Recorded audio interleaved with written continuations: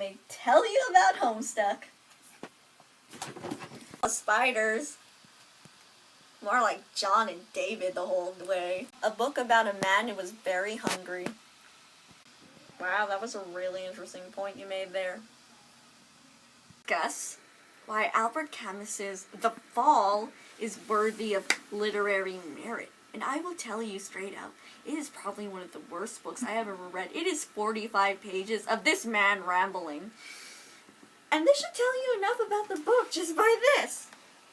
It's by some French philosopher, which apparently makes it worthy of the College Board, and they force it onto your children who just happen to be smart enough to be in AP classes.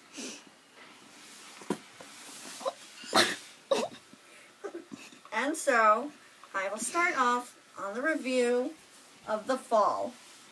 So this book is about this man who rambles onto you for 5 straight days about how amazing and wonderful and perfect his life is, and how he's so intelligent and he's God's greatest gift to the world, and he walks to you in this bar called New Mexico, sits down to you, and starts telling you about his life. Totes, he's also a lawyer. That's just even greater.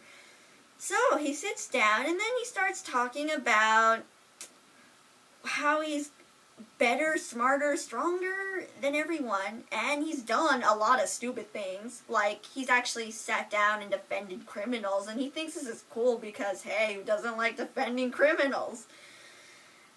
And he's actually sat down and told you he thought funerals were the greatest things in the world because after a person dies, it's a party, man! You get to sit down and talk about their life and actually care about this person. So funerals are pretty interesting and entertaining. And he told us this one story where he sat down and was all like, in traffic, right? So he gets out of the car because suddenly, like, the traffic stops and this guy doesn't want to move. So he plans to, like, beat this guy up who doesn't move in front of him. And guess what that guy does? Pretty much beats him up.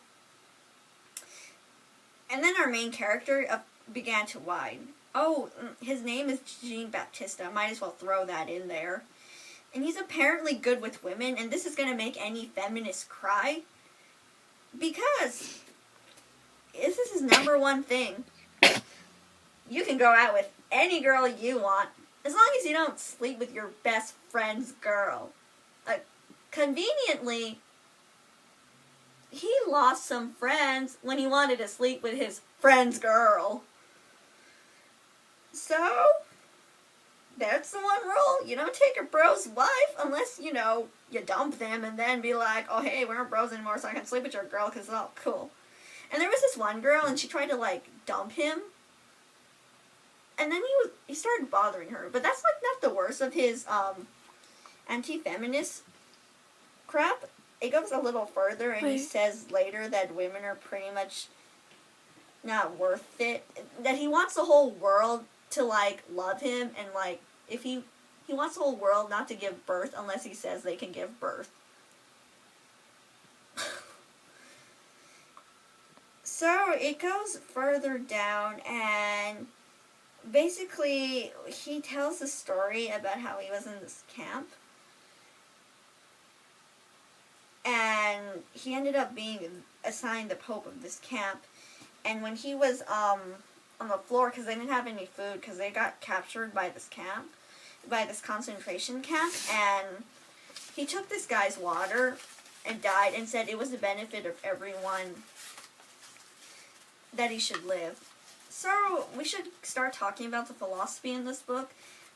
I guess this book was acclaimed for its pretty heavy philosophy back then.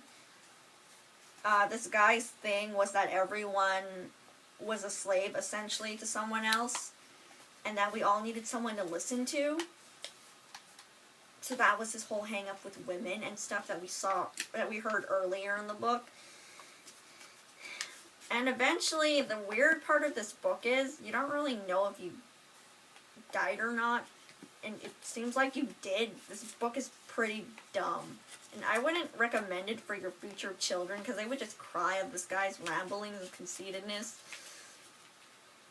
So I don't personally think this should be College Board approved, because this book is a joke. Just like this blog. This blog's a joke.